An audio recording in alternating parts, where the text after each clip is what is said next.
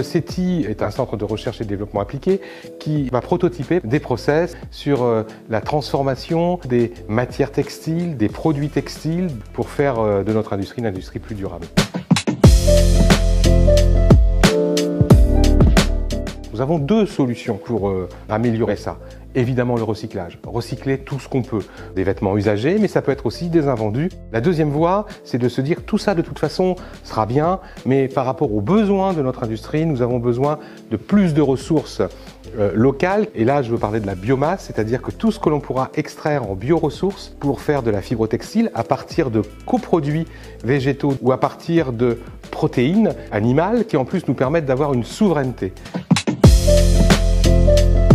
Je ne pensais pas que l'industrie textile était à ce point-là en mode innovation et prête à relever tous les défis, prête à relever le gant de la transformation écologique. Et je pense qu'il faut s'intéresser très sérieusement à l'industrie textile parce que ça peut être un vecteur à la fois d'innovation et de compétitivité pour la France, bien sûr, mais pour l'ensemble de l'Europe, pour travailler sur l'industrie textile de demain. Une forme de plan national de l'industrie textile serait intéressant à étudier.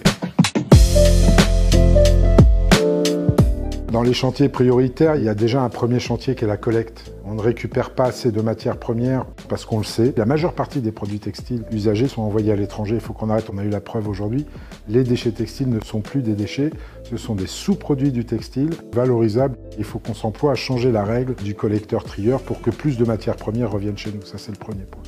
Deuxième point, sensibiliser et mobiliser l'Europe à la protection de nos frontières. Encore une fois, je suis désolé de parler de barrières douanières, mais on en a beaucoup parlé pour l'agriculture, mais c'est valable pour toutes nos filières industrielles, que ce soit l'automobile, le textile et autres, il faut absolument qu'on mette ça. Et troisième point, je pense qu'il faut évidemment aider toute cette innovation autour du textile à émerger. Il faut faire une planification, je pense, du renouvellement de l'industrie textile pour les aider, parce que moi, ce que j'ai vu ici en termes d'innovation, c'est tellement énorme qu'on a une place vraiment à prendre, que ce soit au niveau européen ou au niveau mondial.